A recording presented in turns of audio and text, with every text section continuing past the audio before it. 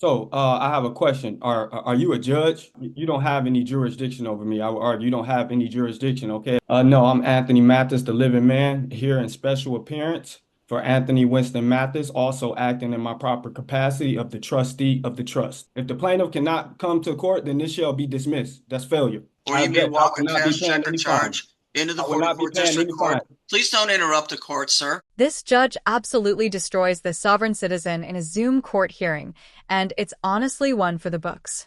The defendant is in court because he ran a red light, and the officer who pulled him over is there to testify, which pretty much makes it a slam dunk under traffic law. But this guy? He's completely delusional. The arguments he tries to make are so ridiculous, it's almost impossible not to laugh. Let me know what you guys think about this court hearing down in the comments, and if you enjoy content like this, make sure to like and subscribe.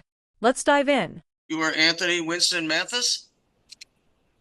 No, I'm Anthony Mathis, the living man, here in special appearance for Anthony Winston Mathis, also acting in my proper capacity of the trustee of the trust. Very well, Mr. Mathis. Today's the date and time for your informal hearing. The citation before the court, Mr. Mathis, indicates that on May the 24th of this year at approximately 9 p.m., you are operating a 2024 Ford Edge, black in color, on 11 Mile Road, near Washington, in the city of Royal Oak. And at that place and time, you committed the civil infraction of impeding traffic. Impeding traffic, sir, is considered a lesser included offense within nearly any moving violation. And Officer Moran indicates in his detailed note that your vehicle was on East 11 Mile Road at Washington and disobeyed the traffic signal.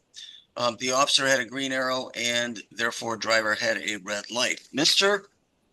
Mathis, you have three options and three options only, sir, in the protection of your own rights. You may, sir, admit responsibility in this matter. The court will attach the scheduled fine and that will close the case.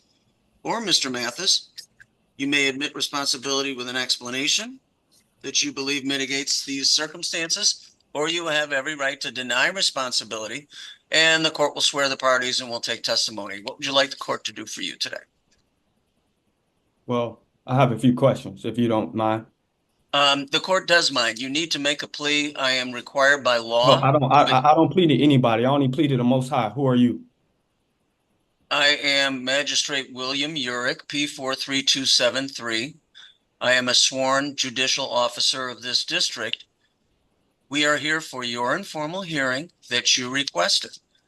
This court is required by law, procedure, and court rule to take a plea. The motorist requesting this informal hearing, that being you, must make such a plea.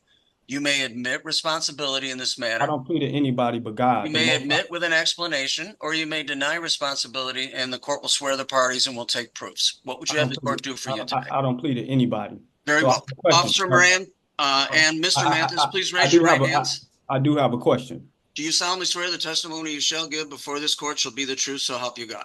I do. Thank you very much. Please. Before we get into the officer's testimony, I just have to say, this judge is quickly becoming one of my absolute favorites to watch. He's so no-nonsense, and the way he calmly ignores the sovereign citizens' ridiculous arguments is pure gold. Honestly, that's the best way to deal with someone like this. Arguing with them just feeds their delusion. Watching the judge shut it down so smoothly is like a total chef's kiss moment. What do you guys think about the judge so far? Let me know in the comments, and let's get back into this hearing. Magistrate, on May 24, 2024, at approximately 9 p.m., I, Officer Moran, was in the area of East 11 Mile in Washington when I observed 2024 Ford Edge, black in color, with Michigan plate Edward John Lincoln 6501. I was at the light at East 11 in Washington when I had the green arrow to turn. That vehicle then proceeded through the light. As I looked up at the traffic light, that light was red for that driver.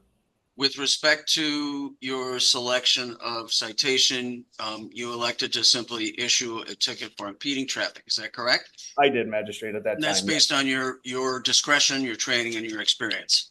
It is. Thank you. You obviously have the right to rebuttal if you choose to use it. Officer Moran.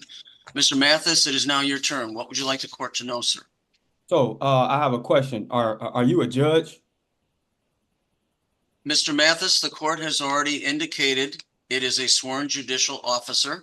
It is exercising its jurisdiction lawfully over you.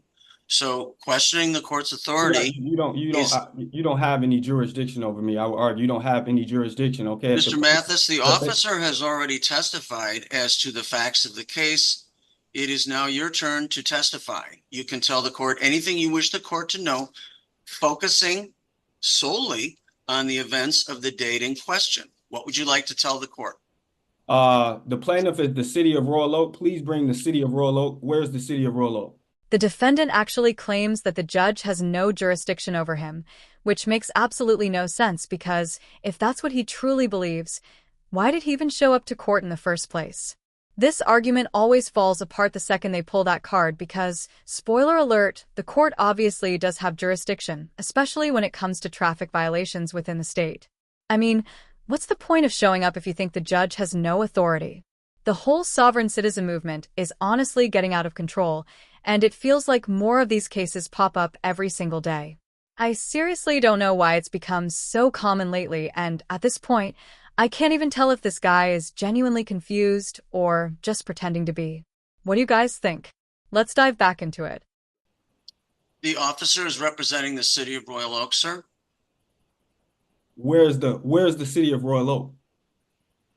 Are you asking where it is geographically, or are you asking where it is in right terms now, of who's present on behalf of the city of Royal Oak? Where is the city of Royal Oak? Please bring the Court doesn't understand your question. Are you asking where it is on a map, or where is the officer? No, I know exactly where it is on the geographic location, but where are they right now? The officer is representing the city of Royal Oak as a sworn and certified Michigan peace officer. So what else would you like to tell the court, Mr. Mathis? And please, again, the court suggests that you focus on the events of the date in question. Okay. Well, could you please bring forth the injured party? Was anybody injured? This is not a tort case, Mr. Mathis. It is a case written under the vehicle code of the city of Royal Oak as it is adopted. As I was traveling, the officer turned on the lights. No one was injured. So please bring forth the injured party. Based on the Constitution, the Sixth Amendment right, I have a right to face my accuser. If the plaintiff cannot come to court, then this shall be dismissed. Michigan law clearly states that traffic violations like running a red light are offenses against public safety, not against individual people. So no, you don't need a specific victim for the case to be valid. The state acts as the plaintiff in these situations because running a red light endangers everyone on the road, and that alone is enough to bring you to court. Honestly, I have no idea where this guy got his information from. Maybe Google or some random YouTube video, but let's get back to it. Mr. Mathis, is there anything else you wish the court to know? Please bring forth the injured party. If you can't bring forth the injured party, then this needs to be dismissed now. Mr. Mathis, is there anything else you wish the court to know? You guys can't bring anyone forward as far as the injured party. No one was injured. You guys. Mr. Mathis, I will ask you one more time. The officer is representing the city of Royal Oak. This is not a case alleging physical harm or breach of contract. Why are you trying to charge me? This is a civil case under the Motor Vehicle Code as it was decriminalized in 1979. This is a civil matter. The burden of proof is a preponderance of the evidence. The officer has testified as to what he observed, and it is now your turn to testify as to what occurred. There is no requirement under the rules of procedure, civil, in this operation as of today, that requires a quote unquote injured party to be present. The officer has stated very clearly and fairly and plainly what he observed that day. So as to your testimony related to the date in question, is there anything else you would like the court to know? No, it isn't. If you guys can't bring any injured party, no one injured. You guys are. Officer Moran, any rebuttal testimony?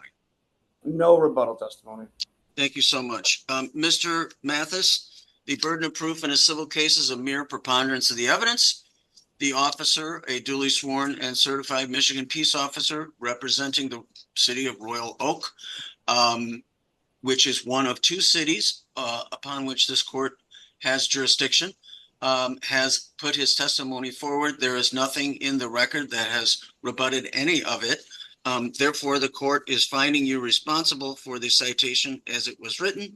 The fine for that serves $175. That is payable I through would the pay not, I, portal no, on I the would not, 44th I would District not be, Court website, or I you may bet I walk would a not be cash paying check or any fine. charge into the I would not be 44th paying District any Court. fine. Please don't interrupt the court, sir. You may walk a cash check or charge into the 44th District Court at 400 East 11 Mile Road, Monday through Friday, between 8:30 and 4:30. That's due within 7 days, Mr. Mathis. If you take exception to the court's ruling, you may post a bond in the amount of $175 within 7 days, and the matter will be placed upon the formal hearing docket of the chief judge of the district, and at that time, the city of Royal Oak would be represented by. Do you guys think the $175 fine was fair for this sovereign citizen? Personally, I think it was a solid lesson for him because the judge didn't entertain his nonsense for a second, just straight facts and the law, and I really respect that. In Michigan, traffic violations like running a red light are classified as civil infractions, not criminal offenses, and fines like this exist to promote public safety. This guy's arguments might have made sense in his fantasy courtroom, but in reality, they don't hold up against state law. Huge respect to the judge for staying calm and professional even while the defendant tried to derail the entire process. That said, part of me wishes the judge had held him in contempt for being so rude and disruptive. Judges absolutely have the authority to do that when someone disrespects the court, and this guy was taking it to another level. It honestly would have been satisfying to see him get an additional punishment for his behavior. What do you guys think, though? Should the judge have gone harder on him? Or was the fine enough? My last thought here is how confident he seemed in his nonsense. It's wild. Let me know what you thought about this hearing in the comments. Do you think he's genuinely delusional or just pretending to avoid responsibility? Thanks so much for watching, and if you enjoyed this, make sure to like and subscribe for more content like this. I appreciate you all for sticking around, and I can't wait to hear your thoughts. Take care, and I'll see you in the next one.